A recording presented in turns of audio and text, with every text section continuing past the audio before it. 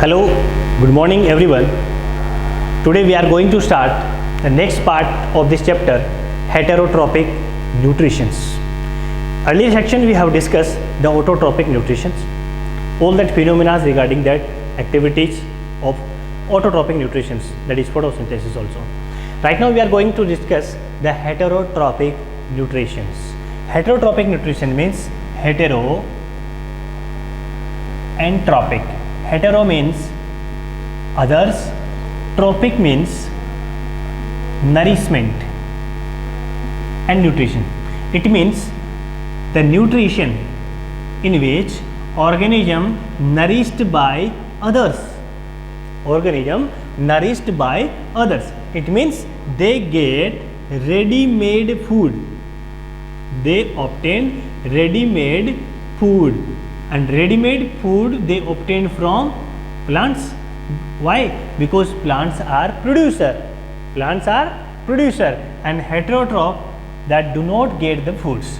ठीक, अब अपन बात कर रहे हैं, अपन न्यूट्रिशन प्लांट्स के अंदर ही पढ़ रहे हैं, तो हेटरोट्रोपिक न्यूट्रिशन प्लांट्स के अंदर कैसे होते हैं? अभी अपन ने पढ़ा था ओनली ग्रीन प्लांट, ध्यान से सुनना टर्म्स को, only green plants can synthesize the food और photosynthesis, but all non-green plants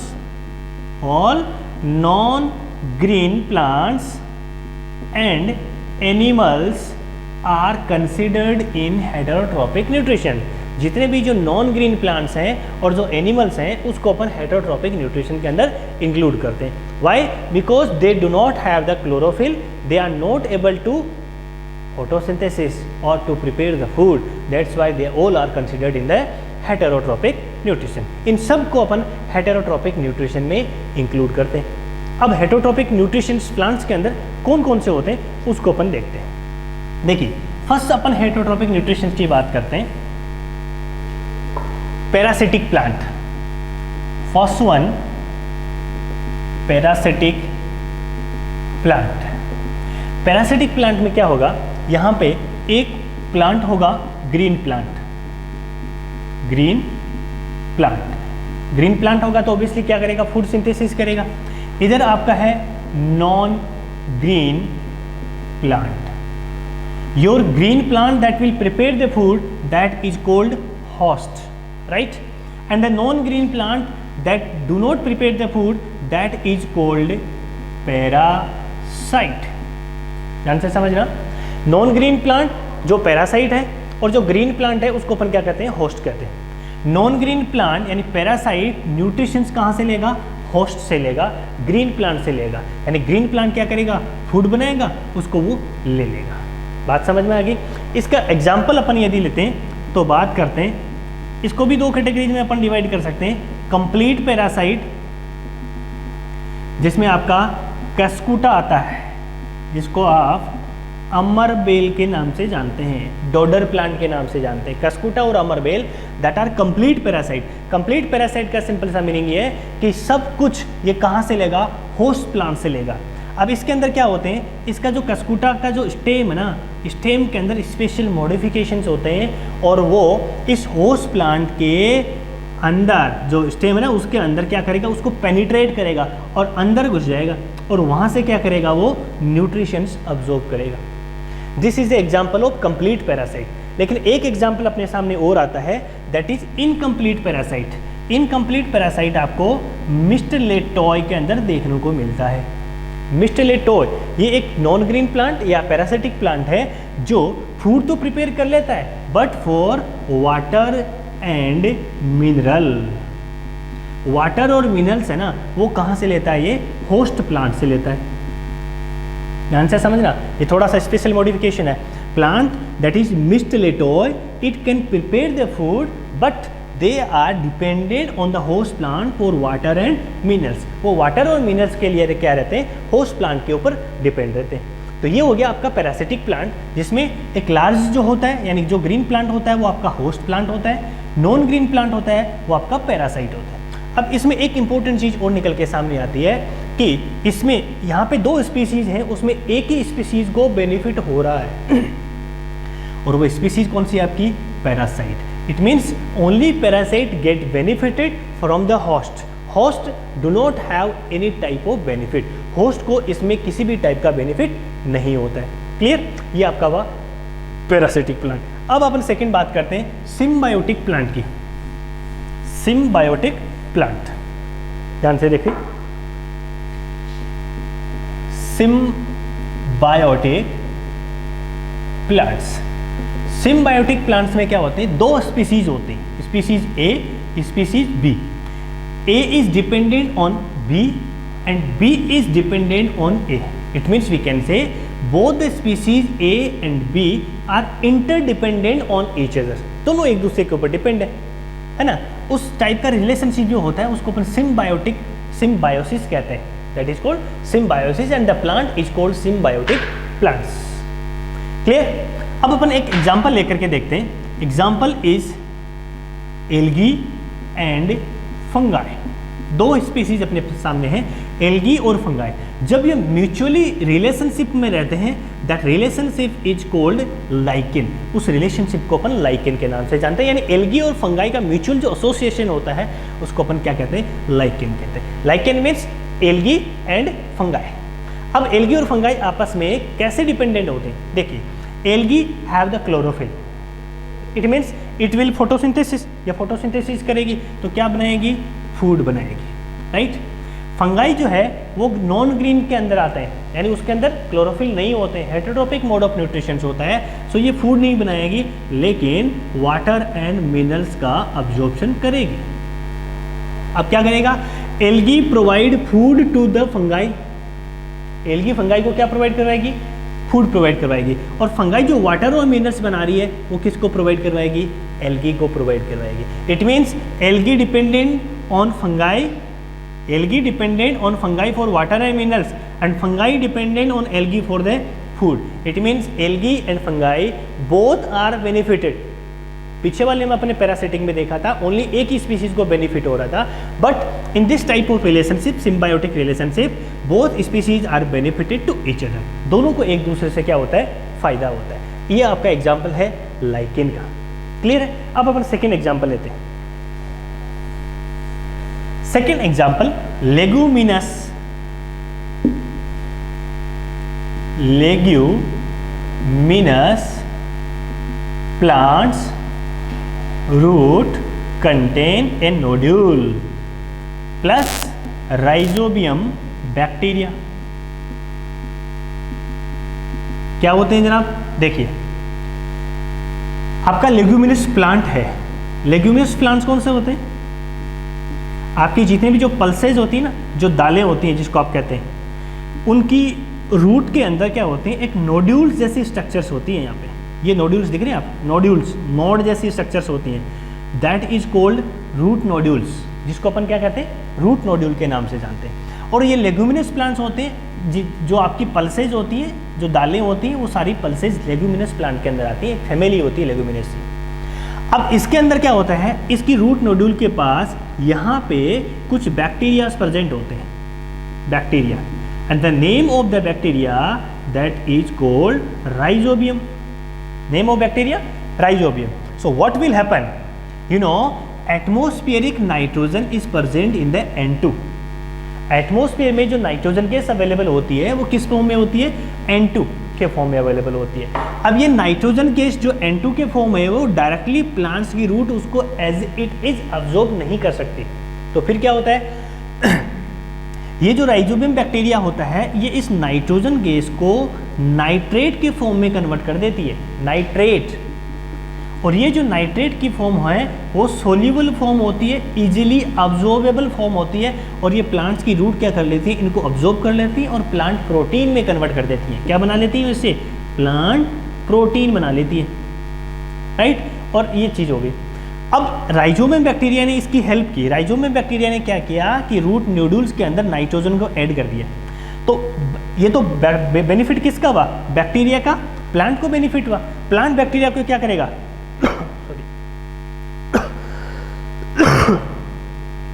plant जो है वो बैक्टीरिया को शेल्टर प्रोवाइड करवाएगा, बैक्टीरिया को न्यूट्रिएंट प्रोवाइड करवाएगा। ये दोनों का बेनिफिट हो गया। बैक्टीरिया क्या करेगा, इसके लिए नाइट्रोजन को नाइट्रेट में कन्वर्ट करेगा, नाइट्रेट है वो प्लांट प्रोटीन में कन्वर्ट हो जाएगी। ये बेनिफिट हो गया प्लांट का। प्लांट बदले में इसको क्या करेगा, इसको शेल्टर देगा, इसको न्यूट्रिएंट्स अवेलेबल करवाएगा। तो दोनों स्पीसीज को क्या हो रहा है, इसमें बेनिफिट हो रहा है। सो ये भी एग्जाम्पल आपका किसका होगा, सिम्बायोटिक प्लांट्स का एग्जाम्पल हो गया। ठीक, अब अपन नेक्स्ट पार्ट की बात करते हैं, saprophytic plants. Saprophytic plant, saprophytic plants. Saprophytic plants क्या करते हैं, जो डेड और जो डिकेइंग मैटर है, dead and decaying matter,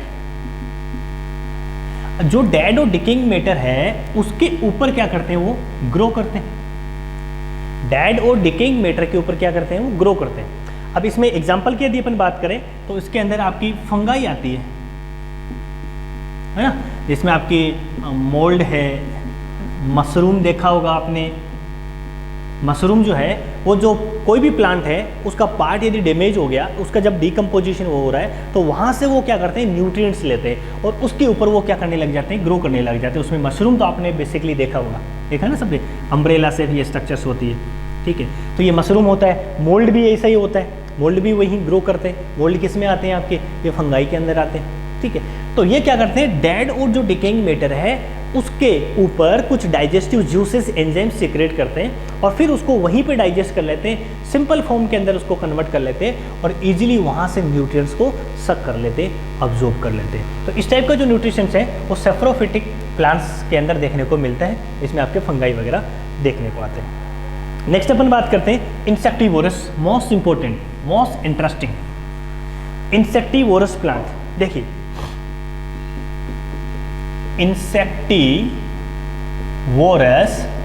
plants यानी ऐसे प्लांट्स जो किसको खा रहे हैं जी, इंसेक्ट को खा रहे हैं। क्या सुना आपने कभी ऐसा, प्लांट इंसेक्ट को खा रहे हैं? यस, इंसेक्टिवोरस प्लांट ये होते हैं जो क्या करते हैं, इंसेक्ट को खाते हैं। तो क्या वो फोटोसिंथेसिस नहीं करते?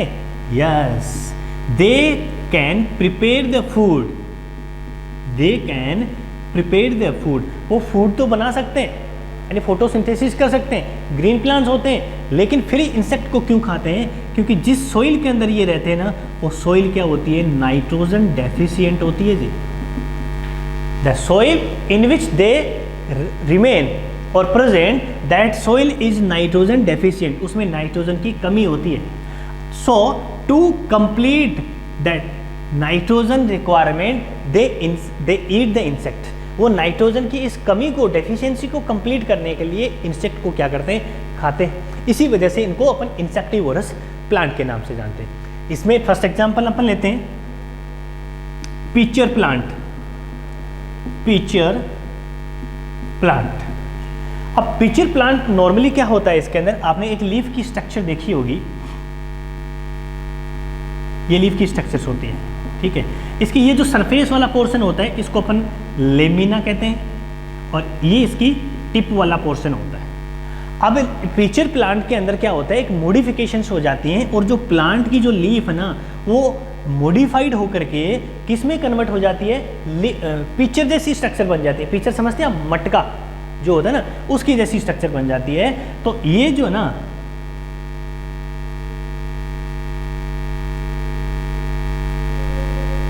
ये लेमिना मॉडिफाइड होकर के पिचर जैसी स्ट्रक्चर्स बन गई और इसके अंदर की तरफ क्या होते हैं, हेयर्स जैसी स्ट्रक्चर्स होती हैं और अंदर फ्लूइड होता है, म्यूकस होता है, एकदम चिकना होता है, फ्लैश।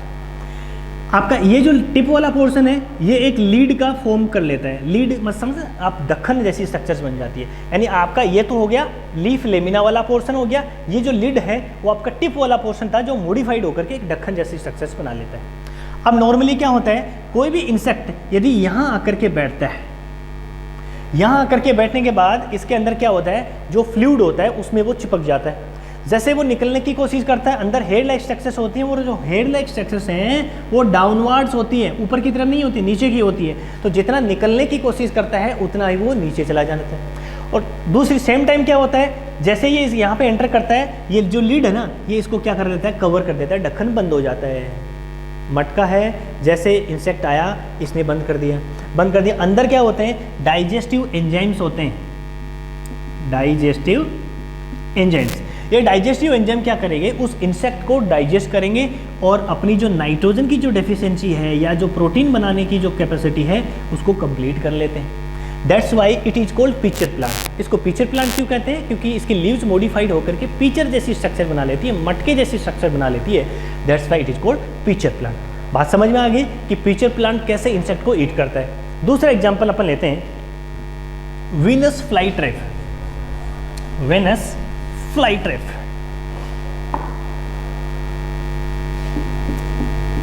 वीनस फ्लाई ट्रैप, ये भी एक प्लांट होता है जिसके अंदर क्या होता है कि उसकी जो लीफ होती है, लेमिना वाला पोर्शन, वो मॉडिफाइड होकर के दो लोब बना लेती है।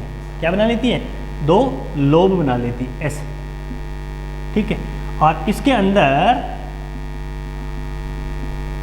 हेयर्स प्रेजेंट होते हैं। और ये जो अंदर की जो स्ट्रक्चर्स होती है ना, ये जो स्ट्रक्चर्स होती है वो अट्रैक्टिव होती हैं, कलर्ड होती है। क्या होती है?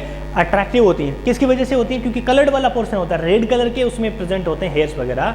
तो वहाँ पे क्या होता है, जैसे ये आप यूँ समझ लीजिए, ये लीफ लेमिना वाला पोर्शन होता है, यहाँ पे बीच में हेयर वाली स्ट्रक्चर्स प्रेजेंट होगी। जैसे ही कोई इंसेक्ट वहाँ पे अट्रैक्ट होने के बाद वहाँ पे आएगा, बैठेगा, ये क्या करेगी? इसको शट ऑफ कर लेगी, लीव्स है वो बंद हो जाएगी। बंद हो गई तो क्या हो गया? आपका जो इंसेक्ट है वो अंदर रह गया। अंदर रहने के बाद क्या होगा? सेम एक्टिविटी होगी जो अपने पिचर प्लांट के अंदर देखी थी। क्या एक्टिविटी होगी? अंदर जो डाइजेस्टिव एंजाइम्स हैं that will digest the insect and utilise the nitrogen. उसके अंदर जो नाइट्रोजन अवेलेबल होता है उसको वो क्या कर लेंगे? यूटिलाइज कर लेंगे। तो ये अपना एग्जाम्पल हुआ वेनस फ्लाई ट्रैप का। उसके बाद अपन नेक्स्ट टॉपिक अपना आता है replenishment of nutrient in the soil. यानी 4 टाइप के अपन ने यहाँ पे क्या पढ़े? न्यूट्रिशंस पढ़े, हेटेरोट्रॉपिक न्यूट्रिशंस। फर्स्ट वन अपना था पैरासिटिक प्लांट, सेकंड वन अपना था सिम्बायोटिक प्लांट, थर्ड वन था सेप्रोफिटिक प्लांट और फोर्थ वन था इंसेक्टिवोरस प्लांट्स। अलग अलग प्लांट्स के अंदर जो मॉडिफिकेशंस थे वो अपन ने देखे। अब अपन बात करते हैं generally replenishment of nutrient in the soil.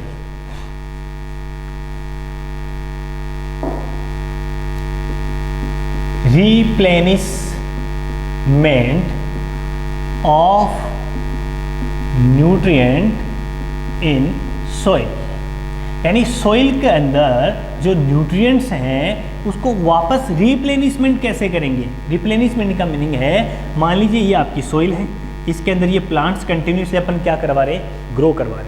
तो ये प्लांट्स क्या करेंगे? सोइल से जो भी मिनरल्स वगैरह होंगे, स्पेशली अपन नाइट्रोजन की बात करें तो उनको क्या करेंगे? कंज्यूम करेंगे। अब कंटिन्यूसली प्लांट को अपन एक ही सोइल पे ग्रो करेंगे, वो न्यूट्रिएंट्स को कंज्यूम करेंगे। So what will happen? Nutrient deficiency. वो प्लांट जो है, वो जो सोइल है, वो न्यूट्रिएंट के लिए डेफिशिएंट हो जाएगी, उसमें न्यूट्रिएंट्स की कमी हो जाएगी। तो फिर वापस उसमें अपन रिप्लेनिशमेंट कैसे करेंगे? उस न्यूट्रिएंट्स का वापस कैसे ऐड करेंगे? इसके लिए अपने पास क्या है? 2 मेथड्स हैं। First method is natural method और second one is by adding fertilizer. First one natural method and second one by adding fertilizer. दोनों कैसे काम करते हैं देखिए। नेचुरल मेथड में अपन क्या करते हैं? मान लीजिए न्यूट्रिएंट्स की या स्पेशली अपन नाइट्रोजन की बात करें, नाइट्रोजन की डिफिशियंसी सोइल में हुई है, तो अपन क्या करेंगे? वहाँ पे लेग्यूमिनस प्लांट को वहाँ पे ग्रो करवाएंगे। लेग्यूमिनस प्लांट, योर पल्सेज वगैरह जो आती हैं। अब लेग्यूमिनस प्लांट के बारे में पीछे वाले सिम्बायोसिस वाले टॉपिक के अंदर अपन ने पढ़ा था कि लेग्यूमिनस प्लांट की रूट नोड्यूल्स के अंदर राइजोबियम बैक्टीरिया प्रेजेंट होते हैं and that convert the atmospheric nitrogen into the nitrate form and that is consumed by the plants and converted into plant protein and then animal proteins। ये सारी चीज़ अपन ने discuss की। तो natural method में यदि leguminous plant आप वहाँ पे ग्रो कर रहे हो तो वो जो सोइल है ना, वो क्या हो जाएगी? नाइट्रोजन से फुल हो जाएगी। क्लियर? तो ये तो नेचुरल मेथड हुआ। आर्टिफिशियल मेथड जो होता है उसमें अपन क्या करते हैं? अपन फर्टिलाइजर्स यूज करते हैं। What are the fertilizers? Fertilizers are the chemical substances prepared in the factories, जो फैक्ट्रीज में बनाए जाते हैं। Specially it will contain nitrogen, phosphorus and potassium, ये इसके अंदर अवेलेबल होते हैं। जो जैसे ही अपन सोइल के अंदर डाल देंगे, सोइल इससे क्या हो जाएगी? फुल हो जाएगी। अगेन रिप्लेनिशमेंट हो जाएगा, अगेन मिक्सिंग हो जाएगी और अगेन कंज्यूम हो जाएंगे प्लांट्स के द्वारा। तो ये था अपना चैप्टर जिसमें अपन ने हेटेरोट्रॉपिक न्यूट्रिशंस अपन ने पढ़े और replenishment of nutrients in the soil पढ़ा। Thank you. जय हिंद, जय भारत।